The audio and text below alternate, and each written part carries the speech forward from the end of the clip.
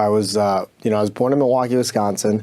My mother came from Puerto Rico, had never been in the States until she moved to Wisconsin to get her PhD at the University of Wisconsin. Ended up meeting my aunt, who was a classmate of hers, who also has a PhD in Spanish. My father, though not Hispanic at all, grew up big portion of his younger years in Medellin, Colombia, which we've talked about. So I had two aunts that were actually born there, and several of my family members became Spanish teachers. My aunt Marie became a Spanish professor, and that's how my parents met. Then my mom ended up working at Marquette University in Milwaukee, and that's how we ended up being in Wisconsin, staying in Wisconsin. Suffice it to say, there wasn't a tremendous amount of Puerto Rican representation in Wisconsin. Definitely not in government, definitely not in really any place, maybe other than the Milwaukee Brewers, right? So growing up as a big Brewers fan, and any Puerto Rican that ever played for the Brewers, was somebody who was my hero growing up. So I've just been a sports fan my whole life. You grow up in Wisconsin, you're gonna encounter Packers football, and you're going to encounter things like ice hockey, right? So I had friends that were from Michigan that I grew up with. Their families were from Michigan. They lived in Wisconsin. They were ice hockey fans, and I fell in love with the sport. And I've been in love with it ever since. And just recently, I was able to kind of combine my passion for ice hockey with my own culture, being Puerto Rican. A couple years ago, Puerto Rico started an organization that actually became the national representation of ice hockey in Puerto Rico, the Puerto Rican Ice Hockey Association, and I'm a board member on that. Very proud to do that. Yeah, I think it was earlier this year, there were tryouts for that league, and there were hockey enthusiasts, professionals, semi-professionals, I mean, really the gamut coming from across the country and Puerto Rico to try out. And you were part of that event. Tell me about that event. Is that an annual event that happens? Yeah, so they call it Fiesta de Hockey, and this was the second year that we've done it. The third year was just announced. And this year, essentially what it is it's a development camp. It's a tryout camp to make the national team, to develop the youth programs, to develop the women's national team, develop the men's national team. There are also what they call men's development team.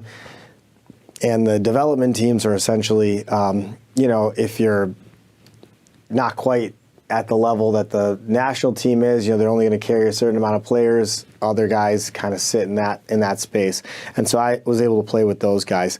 I certainly cannot hang with the other with the men's national team. The men's national team in the last 2 years has grown incredibly. From we had a couple guys that had played some college hockey, a lot of guys that had played lower level ACHA hockey, maybe one or two guys that had played some low level professional hockey to now I think we've got like 3 guys that are playing Division I hockey, 2 at Harvard, 1 at Princeton. So, I mean, some really incredible talent over the last year. And so there's the Chicago camp, and then there's also a New York camp. And so those are done a couple months apart. And this year, we were just recently, about a year ago, got into the IHF, International Ice Hockey Federation, which is the oversight body for the Olympics. In order to get into the Olympics, to qualify for the Olympics, you have to, hit a certain point in the, you have to have a certain amount of wins within that body. And anyway, we're on the path to begin that process of starting to play those games and hopefully get to the World Championships. So that would be an incredible feat to have a Caribbean nation that at this moment has no hockey rinks on the island be able to say that they are competing in the World Championships in ice hockey. I mean, it's really an incredible story. So I've been, blessed to, again, be a part of that story. Yeah, well, Boricuas are known for baseball, boxing, even basketball, but hopefully now, with your help and the help of these organizations, also ice hockey. and you're as passionate about ice hockey as you are with the judicial system, which is really great to see. I want to hear a little bit more about your upbringing, whether it was your father, your mother, your extended family. Was there anything about your upbringing that really attracted you first to, as you said, law enforcement, and then later on to the judiciary? Yeah, so I think my family, my family from Puerto Rico were for the independence of Puerto Rico. They've always been like highly militant and very well educated, and so they passed that on to us, right? So, we're very well aware of the Spanish-American War, 1898, Treaty of Paris. We became a colony of the United States. I still consider whatever you want to call Puerto Rico's status, it's a colony. Okay, like I'll say that here, I'll say that forever. And so, so that was sort of my upbringing in terms of how my mom was. Yet at the same time, my aunt was one of the first law enforcement Puerto Rican Hispanic law enforcement officers. She was a police officer in Madison, Wisconsin, ended as a detective for well over 30 years, and she was one of the first Latinos in the state of Wisconsin, if not the first Latina in the state of Wisconsin law enforcement officer.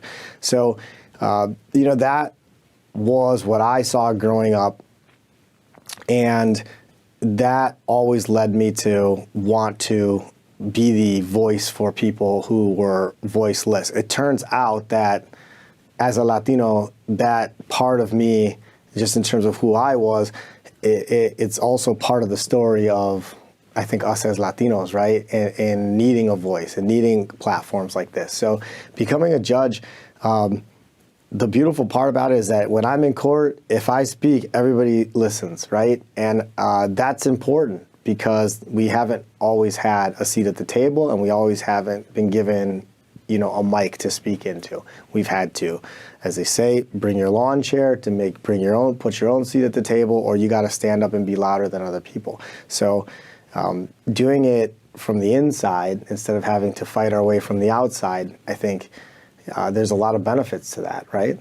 And so that's what I'm happy to be representing right now is coming up through those traditional routes and being able to. I did not blaze a path necessarily. There were people in front of me, but I am beating down that path behind them so that it becomes a road.